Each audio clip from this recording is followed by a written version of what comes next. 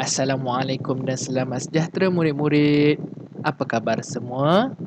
Cikgu harap semua murid dalam keadaan yang sihat, sejahtera dan bersemangat untuk belajar pada hari ini. Bertemu lagi kita dalam kelas matematik bersama dengan Cikgu Hilmi. Selamat datang ke kelas matematik 2 PKKS. Baiklah murid-murid, sebelum itu, murid-murid masih ingat lagi tak pada minggu lepas kita telah belajar tentang apa? Ya, pada minggu lepas kita telah belajar tentang operasi tambah melibatkan minggu dan hari. Jadi, pada hari ini kita akan masuk ke tajuk yang baru.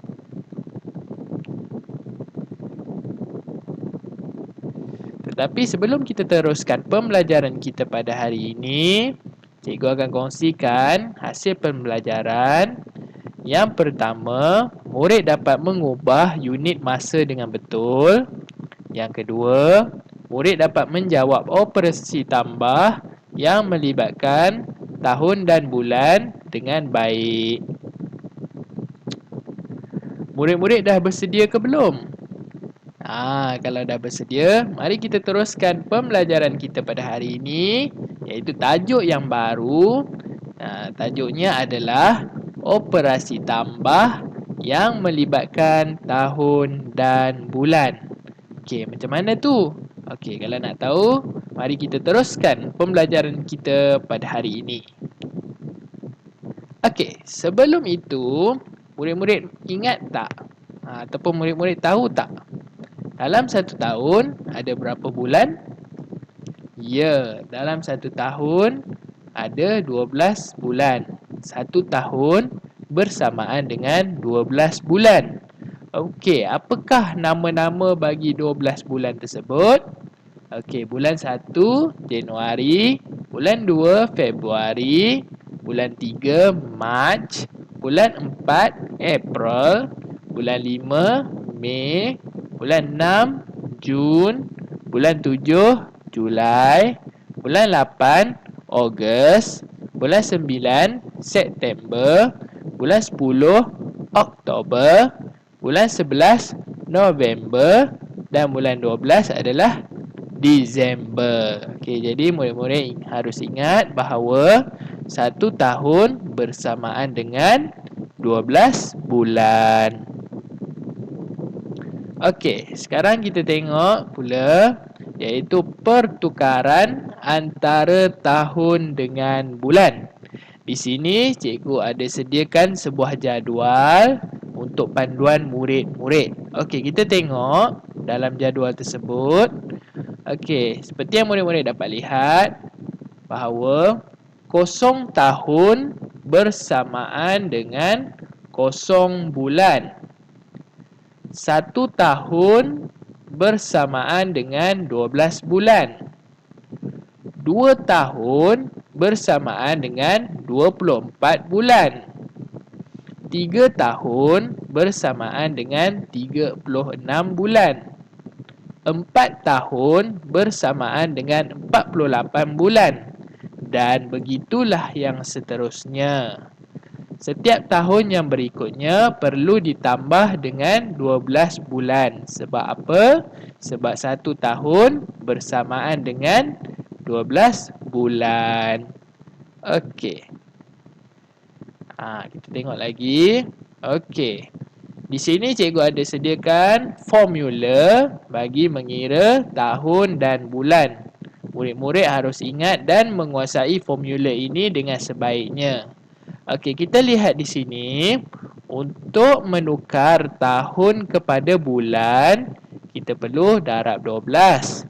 Dan untuk menukar bulan kepada tahun, kita perlu bahagi 12. Okey, tak apa. Kita tengok contoh di bawah ini.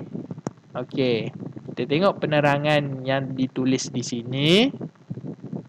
Untuk menukar tahun kepada bulan, kita perlu darab dengan 12. Contohnya, kita nak cari 2 tahun bersamaan dengan berapa bulan. Jadi, kita akan buat kiraan 2 tahun darab 12 Maka kita dapat jawapannya adalah 24 bulan. Okey, kita tengok contoh yang kedua.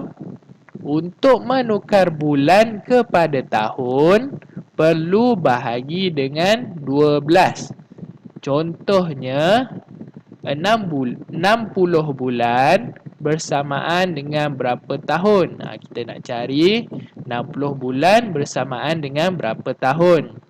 Jadi caranya adalah 60 bulan bahagi 12. Maka kita dapat jawapannya adalah 5 tahun. 60 bulan bersamaan dengan 5 tahun. Okey, mudah kan? Okey, jadi cikgu harap murid-murid jelas dan faham tentang cara menukar unit tahun dengan bulan. Baiklah murid-murid, sekarang mari kita tengok contoh yang seterusnya. Okey, mari kita selesaikan bersama-sama bagi contoh ini ya. Okey, tapi sebelum tu mari kita baca soalan. Soalannya adalah 42 bulan bersamaan dengan berapa tahun dan berapa bulan. Okey, sekarang ni kita nak tahu untuk 42 bulan ni dia bersamaan dengan berapa tahun dan berapa bulan. Okey, jadi seperti yang kita telah pelajari sebentar tadi. Okey, murid-murid, untuk menukar bulan kepada tahun kita perlu buat apa? Ya, kita perlu bahagi dengan 12. Okey, jadi untuk soalan ni kita perlu menggunakan operasi bahagi. Jadi untuk mengiranya, pertama sekali kita buat bentuk lazim bagi operasi bahagi seperti ini. Okey, kemudian kita masukkan. Okey, iaitu 42 bahagi dengan 12. Okey. Okey, jadi 42 bahagi 12. Berapa jawapannya murid-murid? Okey, kita tengok sini. 4 boleh bahagi dengan 12 ke? Tak boleh kan? Jadi kita ambil terus 42. Okey, 42 boleh bahagi dengan 12 ke? Okey, tak ada kan? 42 dia tak ada. Ataupun tak boleh untuk bahagi dengan 12. Jadi kita ambil yang paling hampir, iaitu apa yang paling hampir dengan 42? Okey, betul murid-murid. Yang paling hampir dan yang sebelum angka 42 adalah 36. Okey, jadi kita akan 36 bahagi 12. Maka kita akan dapat jawapannya adalah 3. Okey, yang di bawah ini kita kena tolakkanlah. Kan? Okey. Okey. Okey, sekarang kita dapat jawapan macam ni. Jadi, macam mana kita nak masukkan ke dalam tahun dan bulan tu? Okey, jadi caranya begini. Jawapan yang di atas ini adalah mewakili tahun. Manakala jawapan yang di bawah ini mewakili kepada bulan. Jadi 42 bulan jawapannya adalah 3 tahun. Okey. 3 tahun 6 bulan. Itulah jawapannya. Begitulah cara pengiraannya. Okey, faham murid-murid? Okey, kita teruskan lagi. Sekarang kita masuk pula kepada operasi tambah tahun dan bulan. Okey, untuk kaedah operasi tambah tahun dan bulan adalah sama seperti kaedah menambah yang pernah kita pelajari sebelum ini, iaitu menggunakan kaedah bentuk lazim. Okey, macam mana caranya? Okey, tak apa, kita tengok contoh. Okey, di sini kita ada contoh yang pertama, iaitu 7 tahun 9 bulan tambah 2 tahun 2 bulan bersamaan dengan berapa? Okey, tapi sebelum tu kita baca dulu di bawah tu tertulis murid diingatkan untuk menyediakan lajur tahun dan bulan terlebih dahulu. Kemudian yang kedua, memulakan operasi menambah pada lajur bulan terlebih dahulu dan diikuti lajur tahun, iaitu operasi menambah bermula daripada kanan ke kiri. Okey, sekarang kita buat. Okey, seperti yang peringatan tadi dia kata sediakan lajur tahun dan bulan. Okey, kita sediakan lajur tahun dan bulan terlebih dahulu.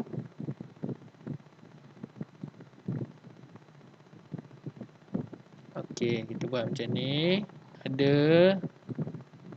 lajur tahun dan ada lajur untuk bulan. Okey. Sekarang kita masukkan seperti mana di dalam soalan, iaitu 7 tahun 9 bulan tambah dengan 2 tahun 2 bulan. Okey. Lepas tu ingat lagi tak tadi dia kata operasi tambah perlu bermula daripada bulan ke tahun, iaitu daripada kanan ke kiri. Okey, jadi kita mula daripada kanan. 9 tambah 2 adalah 11. 7 tambah 2 adalah 9. Jadi kita dapatlah jawapannya adalah 9 tahun 11 bulan. Nampak? Mudah saja kan pengiraannya? Okey, tak apa. Kita tengok lagi contoh yang seterusnya. Okey, 8 tahun 7 bulan tambah 2 tahun 8 bulan. Okey, cara yang sama. Mula-mula kita kena buat laju dia terlebih dahulu kan. Laju tahun. Kemudian ada laju bulan. Okey. Lepas itu kita masukkanlah soalannya, iaitu 8 tahun 7 bulan tambah dengan 2 tahun 8 bulan. Okey. Masih sama, kita mula kira dari arah kanan. 7 tambah 8 adalah 15. Okey, kita tuliskan 15. Okey, 8 tambah 2 10. Okey, sekarang ni di sini murid-murid lihat untuk bahagian bulan ni kita dapat jawapannya tadi adalah 15 bulan. Tetapi sedangkan dalam satu tahun kita hanya ada berapa bulan? Ya, kita hanya ada 12 bulan sahaja. Jadi sekarang ni dah terlebih. Jadi apa yang kita nak kena buat sekarang ni? Jangan risau. Okey. Apa yang kita perlu buat hanyalah yang lebih ni 15 ni kita tolak dengan 12, iaitu mewakili 12 bulan. Okey, jadi 15 tolak 12 kita dapat jawapannya adalah 3. Okey.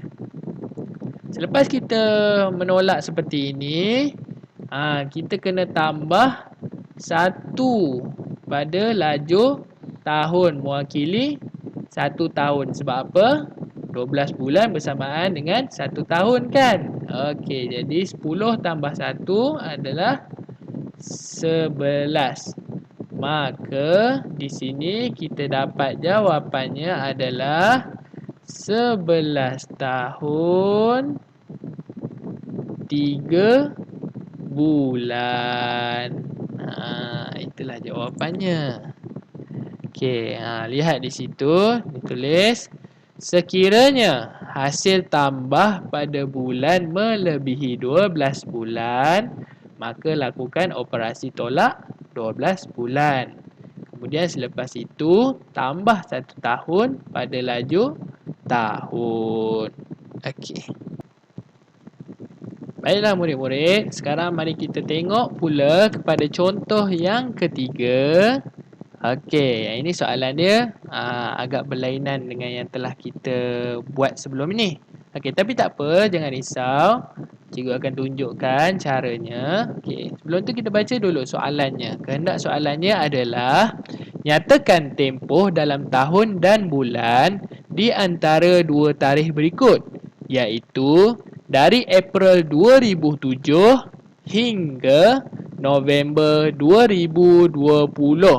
Okey, jadi sekarang ni kita nak tahu antara April 2007 hingga November 2020 berapakah tempoh dalam tahun dan bulan antara kedua-dua tarikh tu.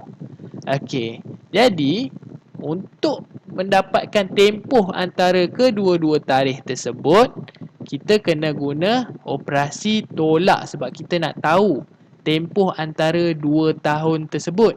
Jadi kita kena menggunakan operasi tolak. Okey? Macam susah tapi tak apa, jangan risau, cikgu akan tunjukkan macam mana cara kita nak selesaikan soalan ni. Okey? Okey. Murid-murid tengok di sini ya. Okey.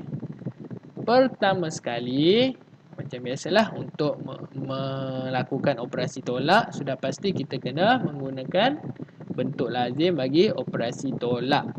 Okey, jadi seperti yang kita pelajari sebelum ini, pastikan kita sediakan lajur bagi tahun dan bulan terlebih dahulu. Okey, supaya memudahkan kamu untuk mengira.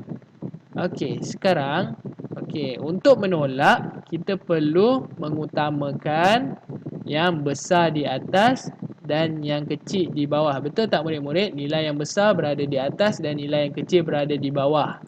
Okey, jadi antara dua tarikh ni, nilai mana yang paling besar?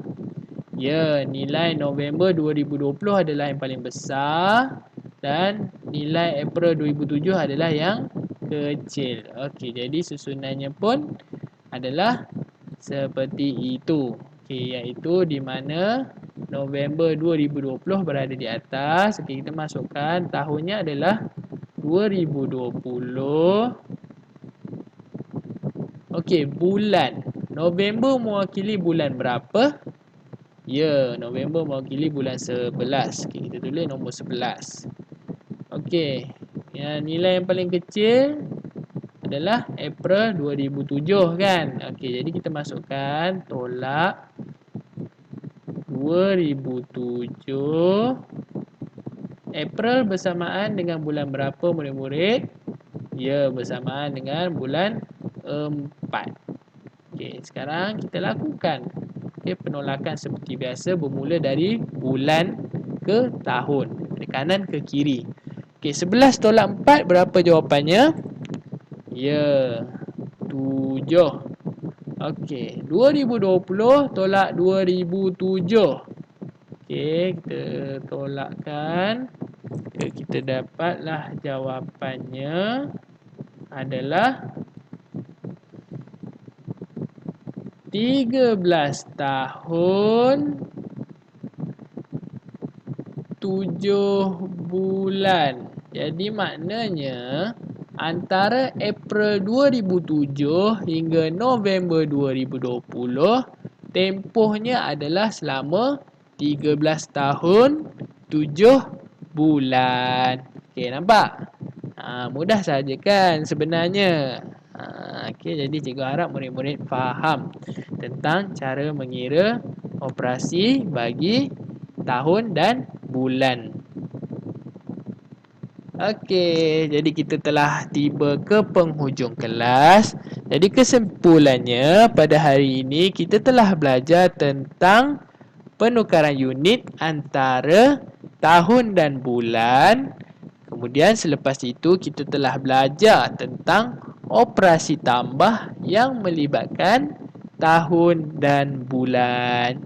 Jadi begitulah tadi pembelajaran kita pada hari ini. Jadi diharapkan murid-murid dapat memahami dan menguasai dengan baik pelajaran kita pada hari ini. Semoga kita berjumpa lagi di kelas yang akan datang. Terima kasih dan jumpa lagi. Selamat belajar murid-murid.